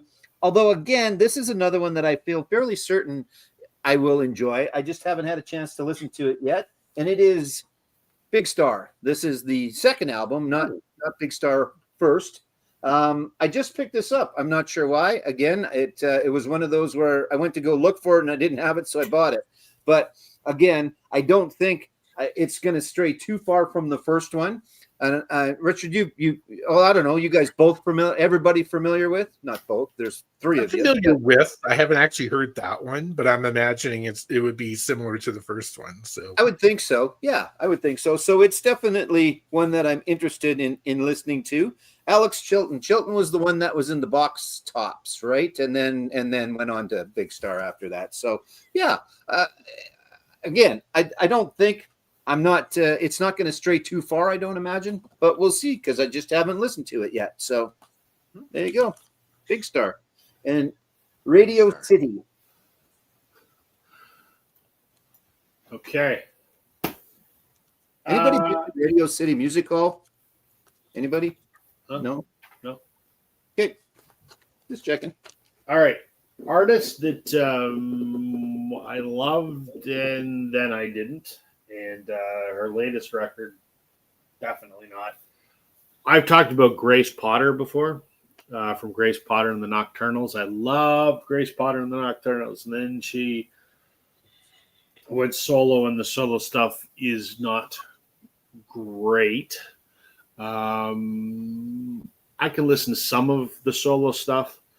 She just put out a solo record just recently that was actually recorded back before the Nocturnals, and it's incredible. T-Bone Burnett album. Really good. But this is her most recent effort from 2023 called Mother Road. This is an autographed copy. Yeah, for all of the amazing songwriting she does, and she's, like sort of throwback rock and roll, which is with the Nocturnals. It was very sort of 70s blues rock, that kind of stuff. Really, really good. And her solo stuff is kind of I want to say a poor imitation of that.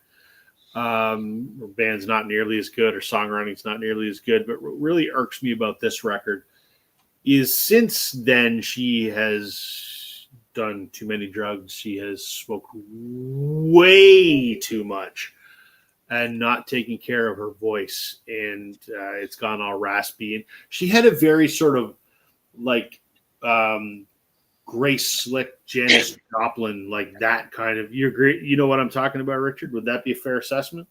yeah. Oh, bang on. Oh yeah, like just would knock your hat off, like amazing. And now that's not there anymore, and so I just can't get into this record because I listen to it and I go, it's not the Nocturnals. Your voice sucks.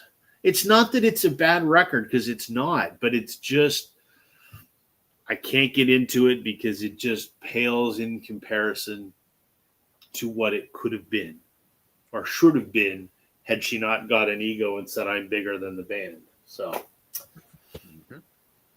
there you go. Scott is saying that one is meh. Yeah. That is a perfect review of that album. All right.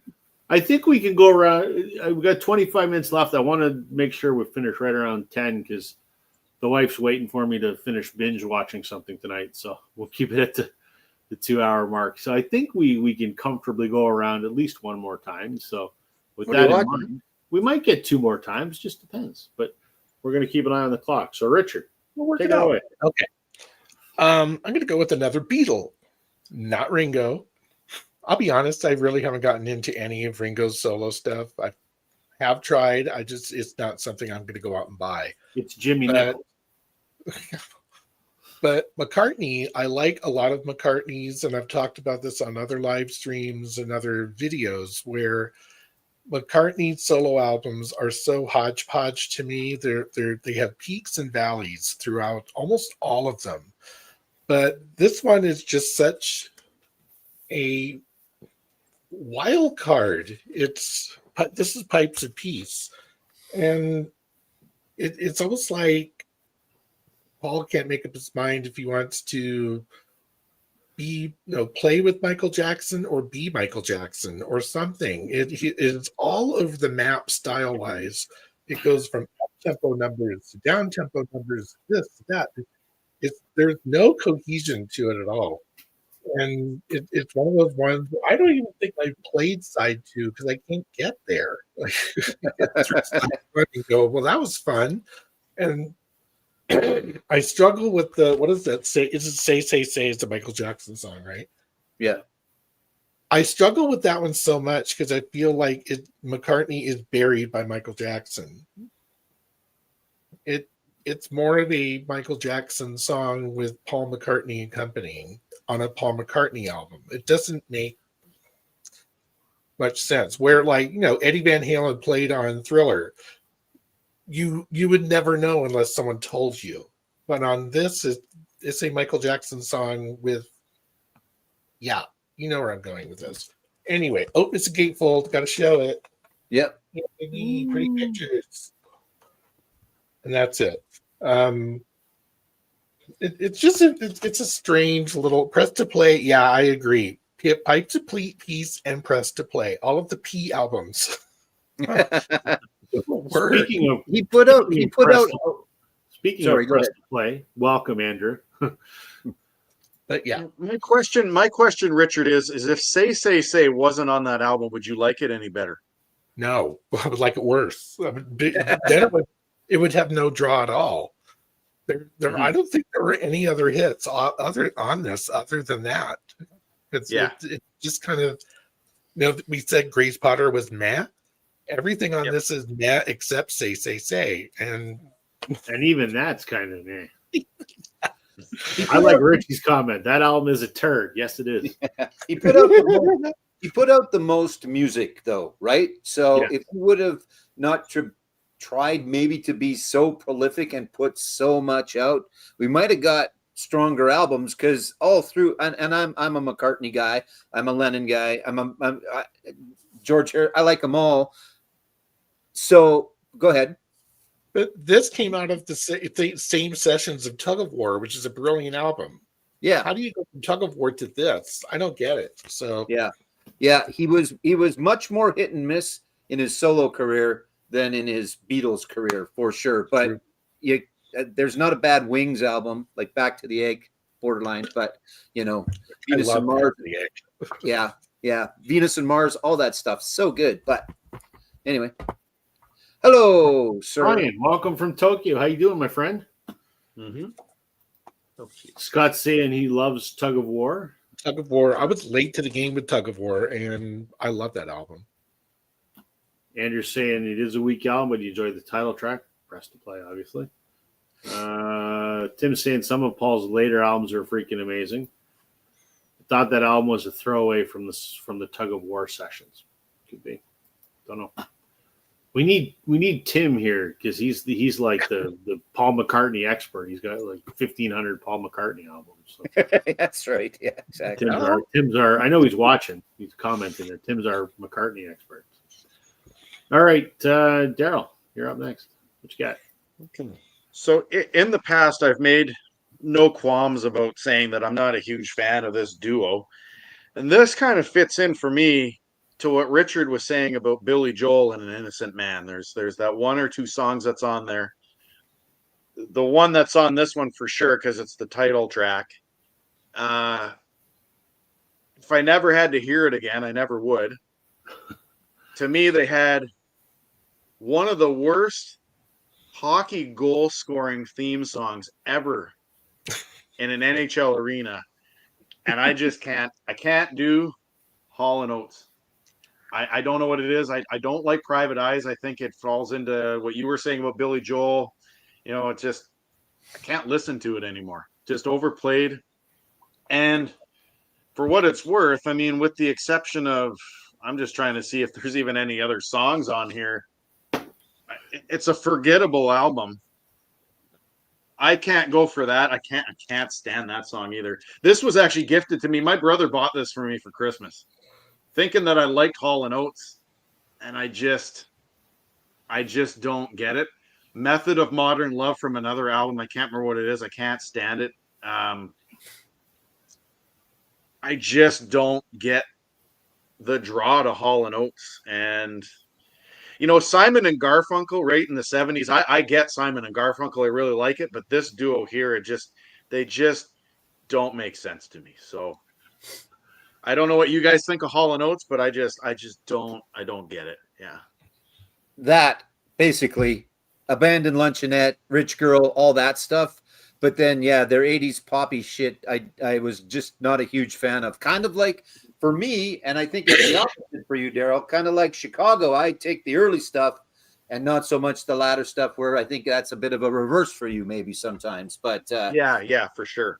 Yeah. The Blue-Eyed Soul stuff, though, the early, like I said, that Abandoned Luncheonette and those first couple of albums. But yeah, then Hall & Oates got a little too Hall & Oatesy for me. So, but all Simon and Garfunkel is good, except Art Garfunkel by himself. All Paul Simon and Art Garfunkel is good, and all Paul Simon is good, in my humble opinion.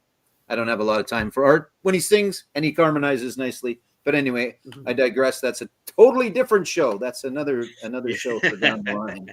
So, all right, Joe. Okay, I got two left. I have not yet listened to. I'm interested to see what this gatefold is. The Cure. I am a big Cure fan. I don't know why this one, again, I don't know why I haven't listened to a lot of these albums. They sit in a bin behind this couch, and I kind of forget about them until I thought of doing this for this week. But this is a little bit later. When in this is this into the 2000s? I believe that it is, 2004. So it's much past Kiss Me, Kiss Me, Kiss Me, and all the rest. And it's just lyrics, but it's also got a lot of cool scribbling and stuff. I'm not sure if the artwork is, I'm not sure if, I don't know if that's anybody's kid from the band. But so, again, Richard, I refer to you a little bit because I think maybe you're a Cure fan, but have you heard of this one? I am a Cure fan, but I have not heard that album. Full stop. Yeah, so, I don't know why. So we'll have to see what that one. It's just The Cure. And like I said, it's from 2004. I don't think there was hits off of it. They didn't really have a whole hell of a lot of hits anyway. You could not probably put out a greatest hits of The Cure. You could put out the best of The Cure, but you could not necessarily put out a lot of the greatest hits anyway. But so that's one I'm looking forward to listening to, which should be interesting. The Cure. That's the last one. Yeah. Rob, you're up. Okay. This is an album I bought for a song, and I bought it because it's a little different. I don't know if you guys remember these from the 2000s. Remember Ben Folds 5? Yeah. Mm-hmm. This is Whatever and Ever Amen. They had a big single off here, at least in Canada, called Brick, which was a fun song. They're kind of, they're Ben Folds is a piano player, right? So it's a 3-piece band centered around a grand piano, if that kind of makes any sense. So it kind of has that sort of, I keep wanting to say sort of like lounge act, martini bar kind of, thing to it. So this was it. I was in a record store in Hamilton, and I saw this. Like, oh yeah, I remember the song Brick. That was a great song. And I thought, I don't really have enough music that's piano bass. I'm like, I'm going to give that a try because I like the song Brick. And I've never connected with the rest of this record. I can't even tell you what the rest of the record sounds like. I'm assuming it kind of sounds kind of like the same kind of stuff because Ben writes it and Ben plays a piano. So I don't know. I want to like it. I probably haven't listened to it in 3 or 4 years. So just it didn't grab me. I was looking for something a little different, and I guess it is different, but yeah, there you go. I fully agree with you, Rob. I had that one in high school, and I'm the same. Brick was a great song. The rest of it's just kind of meh. Man, yeah. It's a very apt description of some of these albums that you guys are pulling out. Yeah. Maybe it's because I haven't listened to it attentively enough. But I mean, Richie said this earlier on. If you have to put in the effort, then why the hell bother? So if I have to listen to it that intently, then maybe it's not my cup of tea. I don't know. I got to try again, but who knows?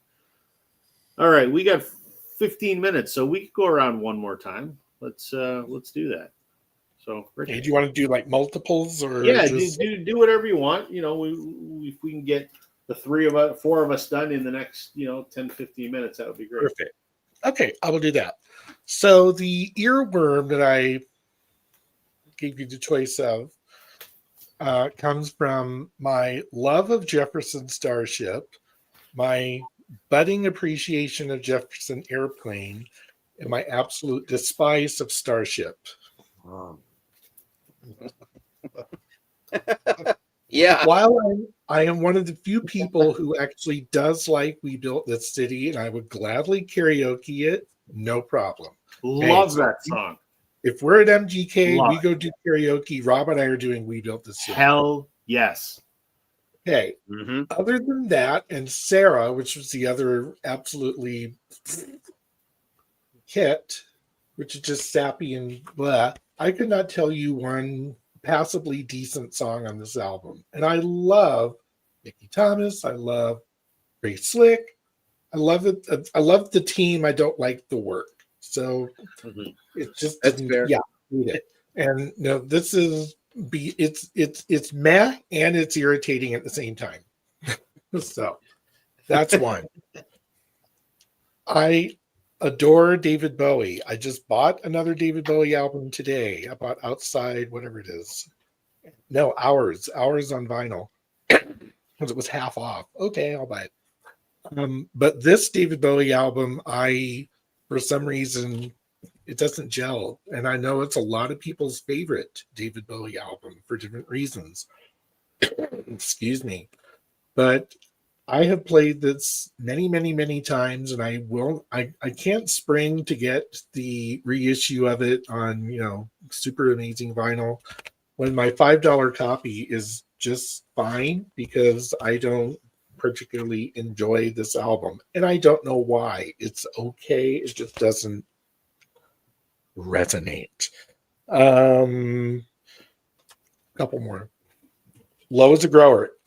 Yeah, it is. Good point. I love Janis Joplin singing. I love Janis Joplin for certain songs. But to sit down and listen to all of Janis Joplin in one go, I can't do it. It's exhausting. Man. I love her voice, but I can't listen to it for 40 minutes. Sorry. But again, she's an artist I appreciate, but to sit down and crank out a whole thing.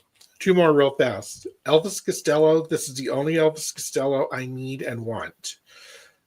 Because any other album I have tried to get into with Elvis Costello, I just don't get. So his hits are pretty much all I need. I like his earlier stuff, but then I'm not going to say he gets weird, but he gets weird. The last is the Grand Poobah, because you guys know I'm a huge Gary Newman fan, right? Mm-hmm. There is a Gary Newman album that I cannot do. And this album is called Machine and Soul. And the main reason is because he covers Prince in this album. 1999, and you got to look. I can't even. Yeah, I can't even put that together in my head. I can't even put that together. It doesn't work. This is bar none Newman's worst album, in my opinion, and that's saying something. He has all these backing female vocals that just this is a non-Newman album. His ideas are there, but the songs are not. him, and he's covering Prince. How the hell did he get the rights to cover Prince? Yeah, exactly. Yeah. It cost a fortune. Yeah. And then to actually pull it off, and I'm just like, I don't want to hear Gary Newman sing "You Got the Look." No. So there. No. Tom Jones does Tom Jones does a good job with Kiss in The Art of Noise. That's good. I 100% agree with that. Yeah. All right, Daryl, speed round. You got like 2 minutes. This is a speed round, so Yep. I'll do them all. Yep. Last round. Okay. So you guys know I have talked about my Greenlandic collection. I'm proud of my Greenlandic collection, but there is one album that I have in this collection that I can't get into it. I like Thurston Moore. I like his music from the 90s. I like White Stripes. You would think that combination, I might like this group with a little bit of avant-garde. But this band here from Greenland, Denmark, called Secure Escape, it is just so far out there. Some of the songs, I just can't resonate with this. It's like the combination of those two bands, but I don't understand it. And then a little bit of Canadian music. This group here were nominated for a Juno Award in the 1980s. They did a song called Can I Come Near? It's a great song. The rest of the album, complete shit. Don't like it at all. I listened to one the at the one shop. song. Just got that one at the shop the other day. It's part of a collection. So it's in the $2 bin. Yes, for sure. Yep. Next band. I appreciate it.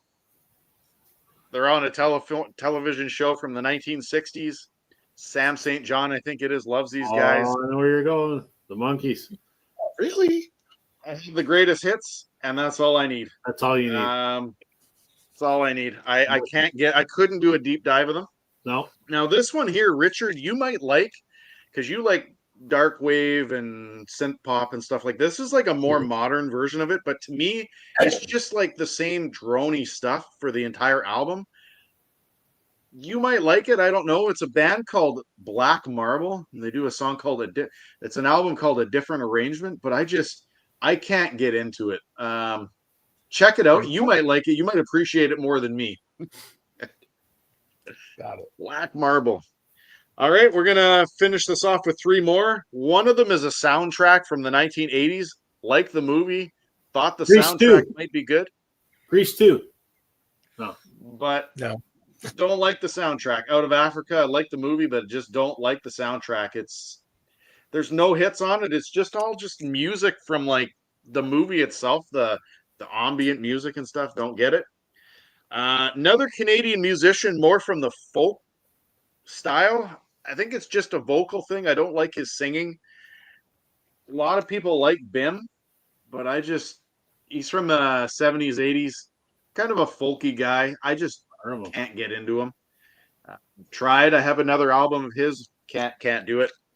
And then it's no surprise. I do like some prog music. This is the last one I'm going to show. I like prog music. I think I've talked about this before. Showed Brain Salad Surgery last week. I like the Trilogy album, like the other one. And then they do this. Love Beach. I just don't get it. I don't get it. It's like they went from this prog stuff and then we're like, hey, we're gonna try to imitate the Beach Boys. Don't get it. Tried. I don't think it'll ever happen. So there we go.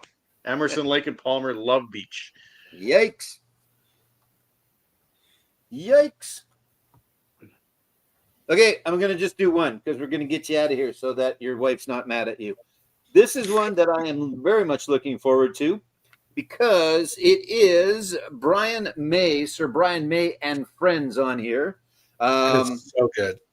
Yeah, that's what I've heard. Again, I'm not sure why these have sat back there, partly because I forget about them and they just aren't there. But yeah, there's some kid named Eddie Van Halen plays on here. There's a whole bunch of good guitar on here. So again, I'm looking forward to this one. Look, there's Rob, you'll appreciate that. Look at that lineup of guitars sitting there. That Very one in the nice. middle that everybody recognizes. And there's all the guys. Yeah. And I heard that Queen is in negotiations to do a residency at the Sphere. Let's just hope. Oh, Let's just hope they're still there in 4 be years good. or 3.5 years. yeah. So, yeah, because that would be a great fit. Yes. And Adam's fine. I got no problem with Adam. I'd take Freddie, but I got no problem with Adam. And let's see how long. I don't know if they're going to last for 4 years as a residency, but that'd be pretty cool. So Wow. there you go. So Starfleet Project, Brian May and Company, and friends. Yeah. Okay. Dawes, Misadventures of Doomscroller. I love Dawes. Their album, Nothing Is Wrong, is in my top 10 albums of all time. It's so, so good. Good Luck with Whatever is great. This came out in 2022, universally applauded as a great album. I don't know. It's a little too abstract for me. You know, it's a little too free flowing, a little too jammy. It just never got into that one, unfortunately. This is kind of a twofer because it's kind of sort of the same person. I really like Nico Case. This is the worse things get, the harder I fight. The harder I fight, the more I love you. This is what this is called. This is from 2023. I love a couple of her earlier albums. Really love Furnace Room Lullaby with Nico Case and her boyfriends. Great album. My buddy Bob plays on that. The Sadies are on that. Ron Sexsmith is on it. It's great. And then she did an album called Middle Cyclone. I absolutely love it. I just having a hard time with this. I've owned this one since it came out. And doesn't really do it. And then lastly, Nico is part of a band called the New Pornographers. They're a Canadian group from Montreal, I believe. I think. Again, I'm trying, but I listen to it and go, yeah, it's fine. And that's kind of where it stops. So I got this in a bundle. There was a Nico Case bundle that I bought on eBay, and this was in there. So it's not that it's bad, but it just doesn't make me keep coming back to it. So that's what I say about that. All right. We got a few minutes. We'll do as we always do. Go around the horn. Richard, what's going on your channel? Just posted today part 2 of my September finds. Yeah, it's a long one. I thought it was going to be like a 30-minute video. I somehow got it down to 12. I don't know how I did it. Anyway, looking at continuing Friday live streams. I'm still trying to figure out what's a good time to do these that people can actually participate. Yeah. So that, and I think I'm still doing Chris's Sunday extravaganza next week too. So I got some live streams and a video in the can right now. All right. Daryl, what's up with you? Nothing too much. Released a video yesterday, my part 2 of my Juno Award winners. So that's the 1980s. A lot of Bryan Adams on that one. For Joe's sure. favorite. Other than that, just trying to figure out how I'm going to do some content. Next Friday, I head out on the train, taking the boys out to probably North Bay just to get out for Thanksgiving weekend. And other than that, nothing too much going on here. Nice. Joe, were you upset that you missed Bryan Adams in Regina? No. No. He did have a big flying hand, though. I know there was a bunch of pictures of that little Pink Floyd. So, yeah. Anyway, no. Although, speaking of albums, I can't get into that one. Yeah, there you go. No, that's one. Yeah, that's one. What's going on at the store? Store's good. We are doing Rocktober. We are doing buy one get one half off for the whole friggin' month. We know what we paid for them. And they were priced pretty fairly to begin with, but we're just going to, because there's another nice big collection that I want to buy, but I got to make some room first. So hopefully it's just a nice busy month. Taylor Swift comes out on Friday. So a lot of people clamoring for that one as always. So that's coming up. There's also some other cool stuff coming up. We talked about Springsteen, things like that. So there's lots of good stuff coming up. There are a bunch of titles from Rhino for Rocktober that are coming out. And so if you're in the Regina, Saskatchewan, Canada area, come into the store because you buy one, you get one half off. So there you go. And that's it. That's all. And that's on a vinyl for people that are on AV is the name of the store. Yeah, on AV, if you search that up, if you're on Facebook, Instagram, YouTube, on a vinyl, on AV. Yeah, exactly. And then I was on said Chris Mann's podcast, Dealey, on Sunday as well, which was fun. So cool. Yeah. And you have well, you got a minute. I got like 15 seconds. Yeah. So I'll be doing Chris's live stream, which has been fun.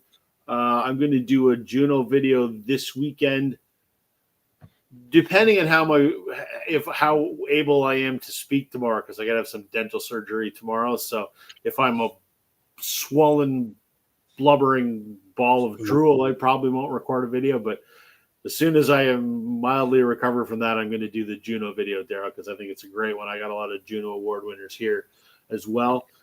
And the big news for me, I might as well spill the beans on it. I have confirmed an interview that's going to happen probably in about a month's time. And I know everyone is very excited to hear about this band, but I'm going to be interviewing Glenn Milcham, who's the drummer for Blue Rodeo. So they just started their 40th anniversary tour tonight in Calgary. So they have a break at the end of the month. He and I are going to get together virtually to do an interview then, which I'm very excited about. I've already interviewed Bob from Blue Rodeo. I'm going to do an interview with Glenn. Glenn's played with a bunch of other people too, so I'm looking forward to that. So stay tuned for that in about a month's time. I know it's way out from now, but yeah. So that is everything. So thank you for those that tuned in tonight. We always love chatting with you. Thank you to our guest, Richard. Always a pleasure to have you on, my friend. Yep. Daryl and Joe will be back next week to do something else about something else with somebody else. So for everyone that's going to watch this later on, thank you for spending a couple hours with us. We'll see everybody next week. Have a great night, everybody. Take care.